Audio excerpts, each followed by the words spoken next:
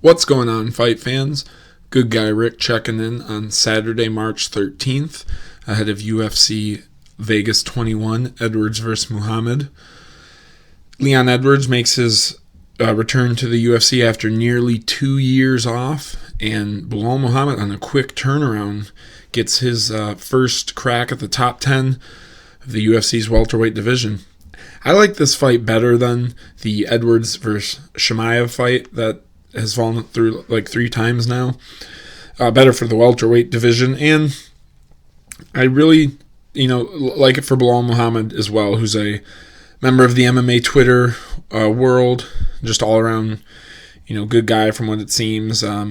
Chicago native, so Midwest guy like myself. So a huge matchup. Like both guys, really excited to see this one. Quick housekeeping notes. I'm going to start putting these videos out a lot sooner. Obviously, the fight is today, in less than 5 hours here as I'm recording, or just about 6 hours. A couple things came up this week. No excuse, though.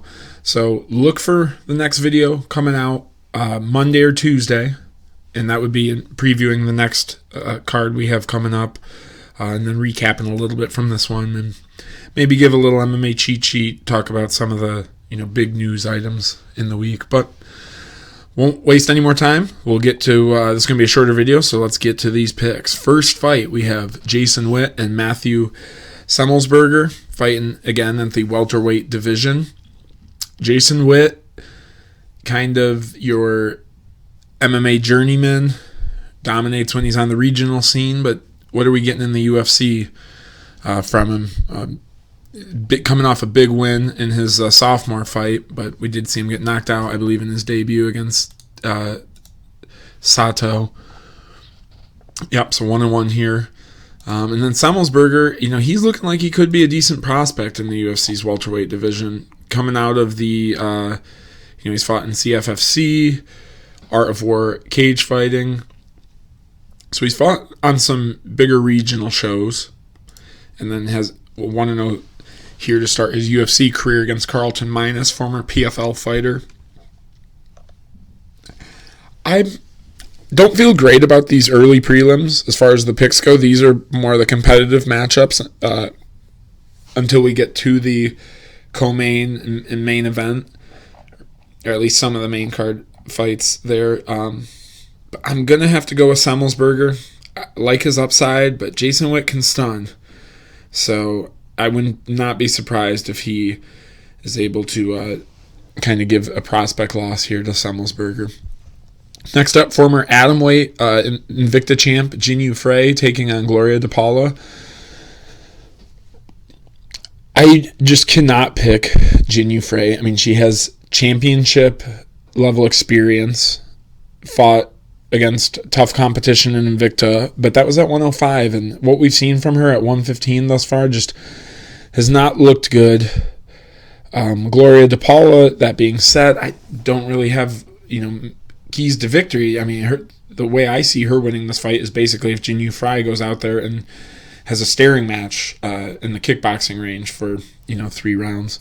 If DePaula can do a little bit more work, have a little bit more output, she could win this fight. I know I said I can't take Jinyu Frey, but I've been flipping on this one all day.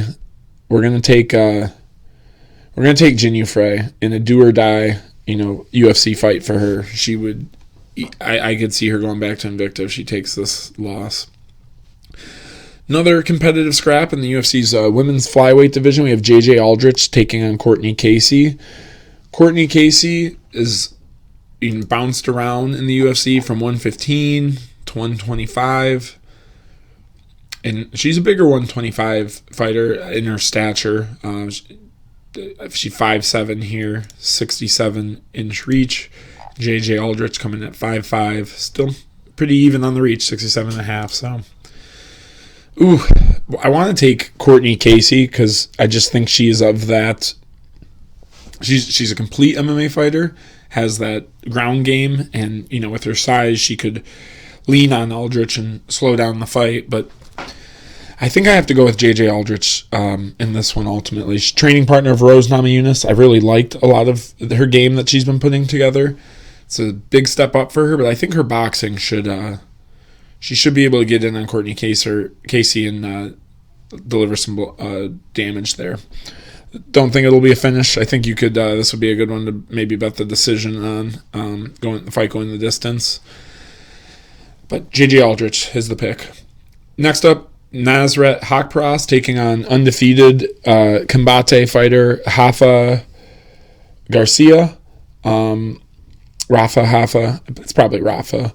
But, he's taking this fight on about 3 days' notice. There's really not much to talk about here. His last fight was against a UFC caliber fighter in Humberto Bendena. But Nasrat Haqparast should be all over this one. He's a very complete MMA fighter. Calvin Gastelum Jr.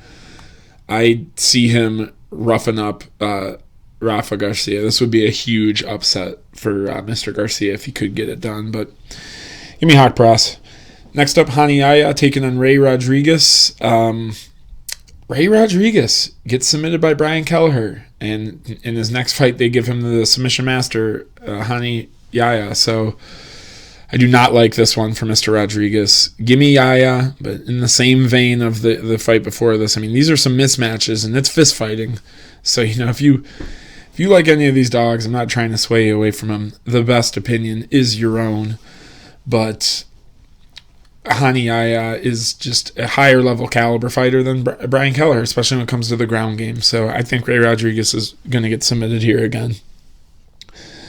Next up, we have Charles Jourdain taking on Marcel Rojo. And Jourdain, this is probably the most competitive of all these 4 ESPN prelims. But I see Jourdain still, having the striking chops to rough Rojo up the distance. We're going to go Charles Jourdain. He's hurt me in the past in some bets, but I like him here against Marcelo Rojo, who I think is making his UFC debut. Another Combate fighter. Him and Rafa Garcia both making their debuts on this card. I think it could be a tough night for those Combate guys, though. In the prelim featured fight, we have Angela Hill taking on Ashley Yoder. Angela Hill, podcaster, ESPN analyst, broadcast booth commentator. I mean, she does it all. And of course, top 15 strawweight fighter in the UFC. Angela Hill's not coming off a couple split decisions that didn't go her way, and you could argue at least in the fight against Claudia Gildeja that she did enough to win that fight. So I think, unfortunately for Miss Yoder, who's out of Dan Henderson's camp, she's going to be kicking her back down.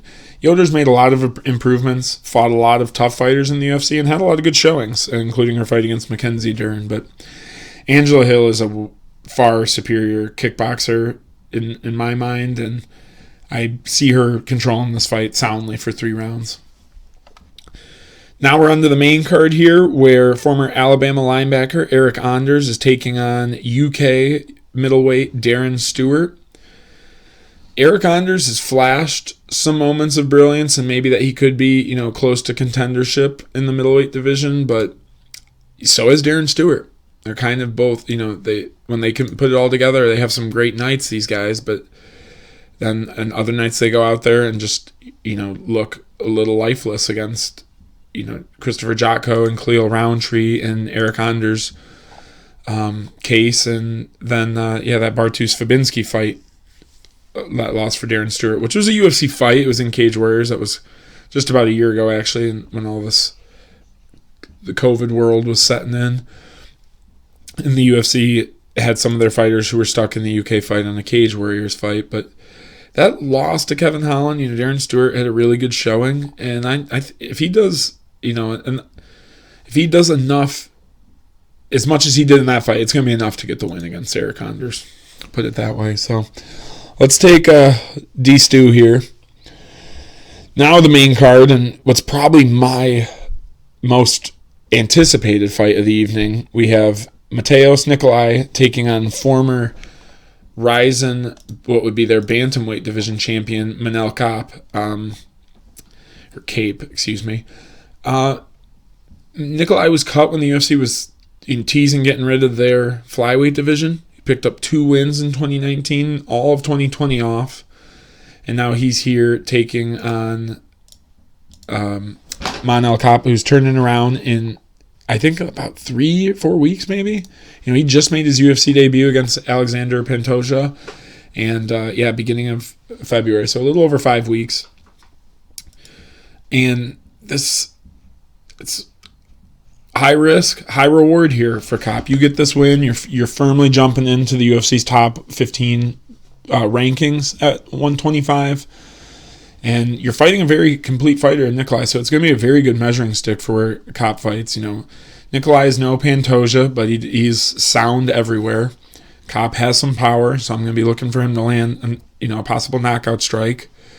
But I kind of see this one going the distance. Kape is going to really have to turn up the output, put it on Nikolai, because I could see Nikolai at least getting around. So this is a little bit of a toss-up, but I'm a fan of Manel Kape, so I'm going to be rooting for him.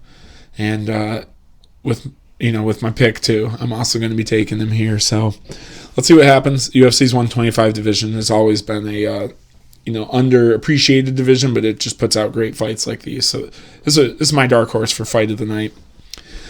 But Jonathan Martinez and Davey Grant of the UFC's bantamweight division might have something to say about it. 2 very exciting fighters. Love to get in firefights, good scrambles, good submission game from Davey Grant.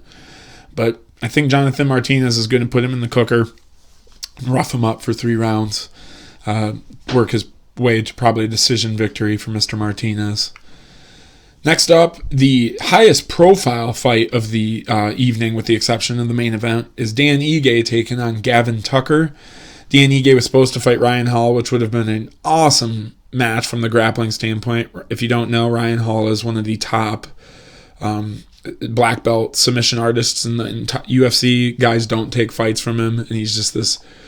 He's not a very imposing looking man when if you saw him at a market or, at the gas station, you wouldn't think anything of him, but he's just taking people's limbs and choking them out left and right. I believe he's undefeated still. But unfortunately, Ryan Hall is not fighting. Oh, he's actually 8-1, so 1 loss. His first fight of his career. Yeah.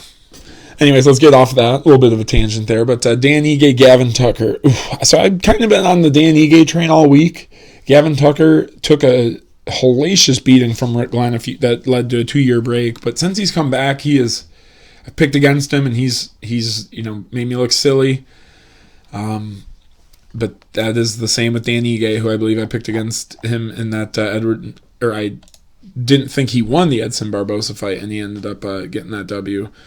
Whether I thought he won the fight, I didn't pick him either. So I kind of always fade Dan Ige a little bit. I could see him having enough wrestling chops to hold Dan Tucker down, but I don't think he's going to have the ground and pound necessary to finish Tucker, and Tucker is a skilled grappler himself, so don't feel great about it, but give me the upset. I like Gavin Tucker in the spot. Your co-main event after the Ben Rothwell fight against Felipe Lin's fell out is now Misha Cirkunov taking on Ryan Spann. Misha Cirkunov, at one time himself looked like he could be one of the next big thing coming over from the European scene. I think he actually might have fought in the Canadian scene as well. But he, if you hit him on the chin, he can go down. We've seen him get knocked out 3 times in the UFC, and it all kind of comes from him being a little bit of a fragile fighter when he's going up against big power at the 205 division. Ryan Spann, an awkward fighter who sometimes goes out there and kind of pitches a little bit of a staring contest against like Sam Alvey. But we saw him finish, Little Nog, Antonio Hojero Nogueira. The submission win over Devin Clark was big. And then he most recently has lost to Johnny Walker as well as Mr. Cirkunov here. So they're both, last loss is both to the same guy, both in pretty devastating fashion for both men. But give me Misha Cirkunov by submission. Ryan Spann's skilled. I think if he's not a wrestler, he's a pretty complete fighter. He just kind of, doesn't put it all together for the positive sake of his game. Some day he's a wrestler, some fights he's a striker, and then some fights he's, looking for the submission. He needs to kind of weave it all together. And I see him slipping up somewhere, and Misha Cirkunov getting another submission win and putting himself back on the top 15 here in the UFC's light heavyweight division. Now, the crown jewel of the evening, Leon Edwards versus Belal Muhammad. Like I said earlier, I really like this fight for Belal Muhammad.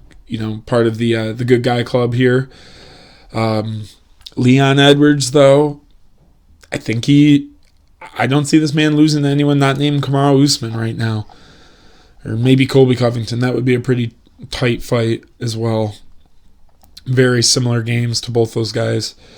But Belal Muhammad's going to pressure him, and he's going to, Muhammad's output is insane. He is, unfortunately, Lewis Taylor, former PFL middleweight champion, only PFL middleweight champion, 2018 season. His head coach can't be in his corner, so that's a big loss for him.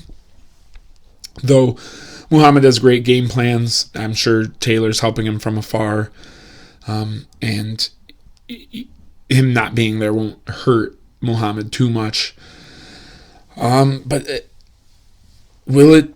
It just doesn't seem like everything's lining up for Muhammad to get this win. It's a month to the day since his fight against Diego Lima on that Usman Burns card. Give me Leon Edwards in what's going to be a more competitive fight than some might pick. Muhammad will hang around. I don't see him getting him out of there. Maybe could even win a split decision, but I think Edwards is going to get at least 3 rounds here and get the 5-round decision win. Well, hey, thanks for listening to this whole thing. Like I said, I will promise you, the people, the fight fans, that I will get these videos out quicker so you can, just get a little insight on some of the fights, hear second opinion, and, best of luck to you with your picks. Any bets going out there? I got a little parlay right now, just a 4-fight parlay. Hani, Charles Jourdain, Angela Hill, and Nasrat Haqparast all getting the W. I think at plus 210 odds, but got to roll the dice. So thanks again. Be safe, everyone. Have a great day, and let me know who you got for this UFC Vegas 21. Like the video, give me a subscribe at Good Guy Rick, RIC, and that is also where you can find me on Twitter at Good Guy Rick. Be well. Thanks.